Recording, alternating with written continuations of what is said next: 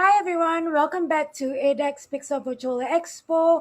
And the session that we have in store for you today is about liveaboards in Indonesia, opportunities and also challenges. Indonesia has seen more liveaboard trips offered by operators to the market, from Finisi-based boat to more modern yachts. This development is not only marked by the growing numbers of fleets, but also by the improvement of products and also services. With the vast and sprawling dive areas in Indonesia, LOB seems to be offered a better choice to explore more Indonesian waters. During this presentation, I guess we will learn a lot more about the opportunities and challenges of liveaboard in Indonesia. And today, of course, we do have our moderator, Lolo Sianipar from Indonesia. She is a PR and also a consultant diver. And together with her is, of course, speakers Adi Halim from Indonesia. He is also the owner of a Lotion liveaboard, and also Ricky Joseph Pesik, also from Indonesia, and the president for Commissioner ITDC. Herewith, without any further ado, this session is, of course, brought to you by Wonderful Indonesia, Indonesia Care, and also the Ministry of Tourism and Creative in the Economy. Herewith, I'll pass over the session to the panel. Thank you.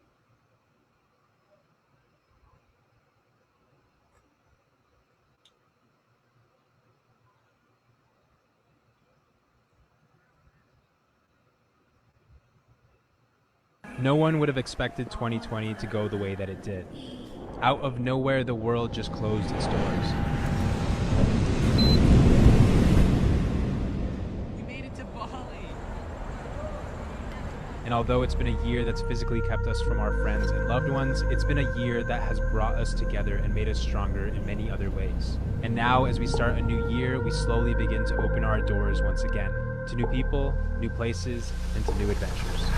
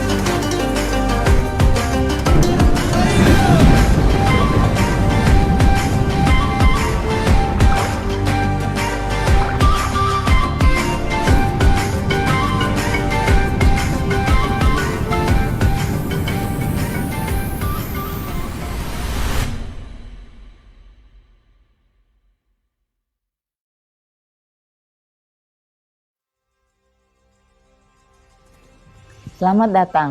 On behalf of the Ministry of Tourism and Creative Economy of the Republic of Indonesia, we extend our warm welcome to everyone for being here with us today. This is our second year participating in ADEX Pixel Virtual Expo, and we are pleased to share an update again with the situation of Indonesia dive industry. We are also excited as our participation this year coincides with the celebration of World Ocean Day 2021 in June. It has been more than a year since a pandemic struck, and we realized that it will take some more time before we see a full recovery of travel and tourism activities. But on the brighter note, with the development of the vaccines and the progress of vaccinations rolled out in many countries, we are hopeful that these challenges will ease soon. During ADEX Pixel Virtual Expo, we invite you to dive into fruitful discussions on the importance of the ocean to our life and livelihood, and also on the situation of Indonesian dive industry. We are thanks and appreciate ADEX Asia for its continuous effort in keeping us connecting during the challenging time. This forum has been an effective and creative way to respond to the impact of the pandemic to the global dive industry.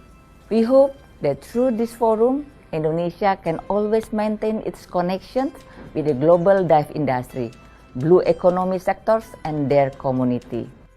Finally, I hope you enjoy this event, and I'm looking forward to welcoming you back to Indonesia in the near future. Thank you.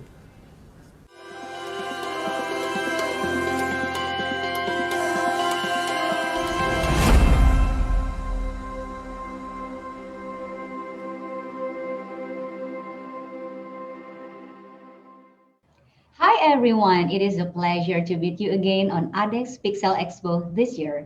This is the second year Indonesian participating at ADEX Pixel Virtual Expo, and I'm honored to be the moderator for today's session. I am Lolo Sianipar. I am a PR consultant and also a dive enthusiast. Well, today the Ministry of Tourism and Creative Economy of the Republic of Indonesia will take you on a topic of liveaboard in Indonesia. In the past few years, Indonesia has seen more liveaboard trips offered by operators to the market, from PVC-based boats to more modern yachts. With the vast and sprawling dive areas in Indonesia, liveaboard seems to offer different experience in exploring more of Indonesian water. Well, today we are joined by two highly reputable speakers, of course, who will share their knowledge and experience on liveaboards in Indonesia. Our first speaker is Pak Ricky Joseph Pesik. Hi, Pak. Hello, Hi. how are you? Fine, Pak. Well, he is the President Commissioner of Indonesia Tourism Development Corporation, who is also an experienced diver and liveaboard enthusiast. And the second speaker is Adi Halim. Hello. Hi, Lolo. Adi Halim is a dive resort operator owner named Velocian Liveaboard. Well, okay, let's start the first discussion with Pariki. Okay, hi Pariki, thank you for joining us today. It's a Hi, pleasure. Lolo. Are you well and healthy, of course? Yeah, healthy. Awesome. Pa, as we all know, you are an experienced diver and you've been taking liveaboards on many of your dive trips. What made you choose liveaboard rather than a land-based resort? Yes, Lolo, thank you. It's very obvious in my 28 years as a diver. And as an Indonesian, it's very obvious since we live in the archipelago country. It consists of 17,000 islands. I don't think any other country have that many islands like us. And also almost 60% of Indonesian territory is consisted of sea. So I think in certain area is very famous that it's better to experience with liveaboard rather than land-based. Why? Because we can experience more islands, more dive sites, and also the difference between area is quite amazing. Once we took one long dive trip with a liveaboard. So certain area like Raja Ampat, Komodo, Wakatobi, or surrounding Flores Islands.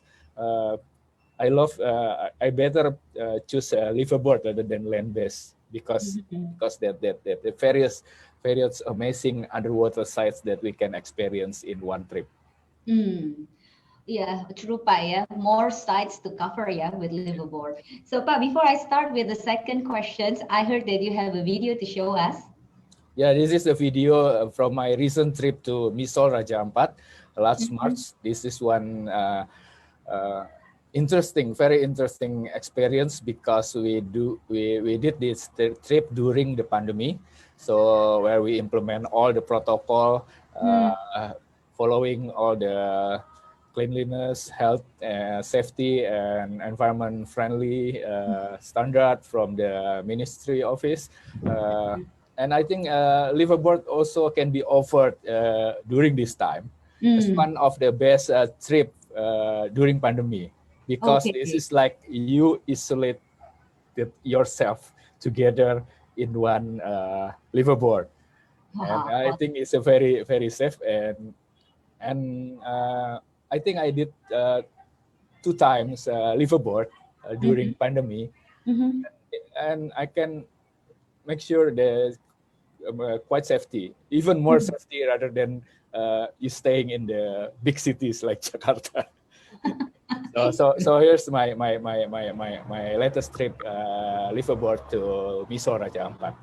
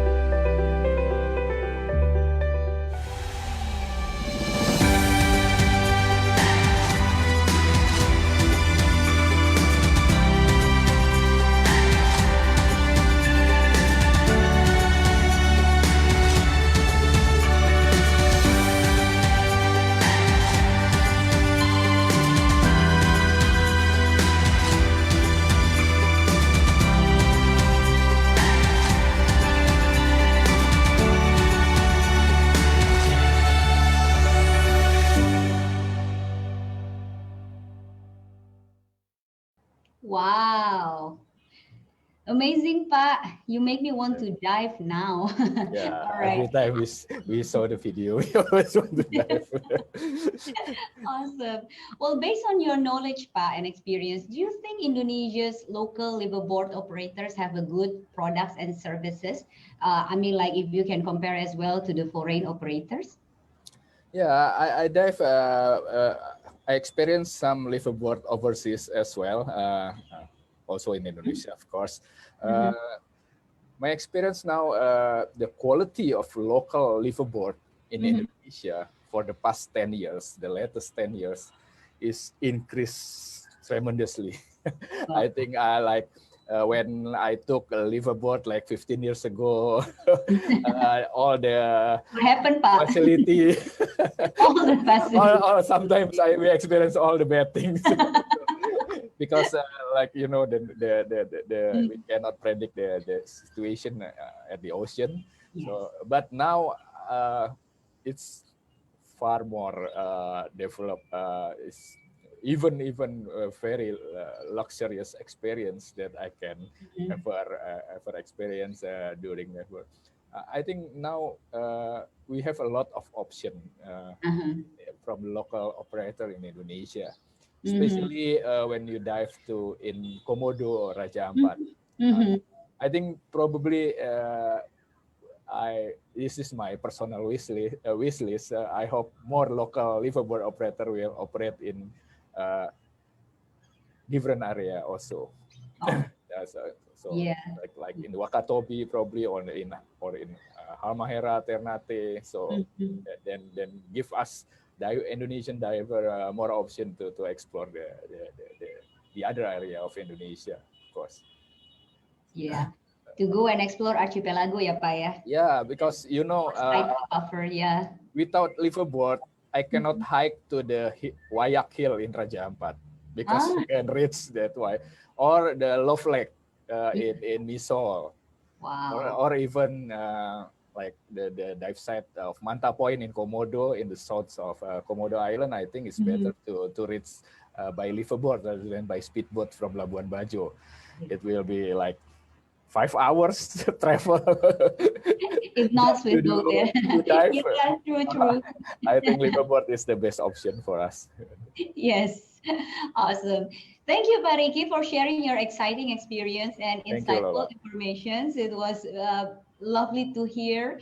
And of course, thank you for sharing your video. It was a beautiful video. Next, we move to our second speaker, Adi Halim. Hello, Pak Adi. Hello.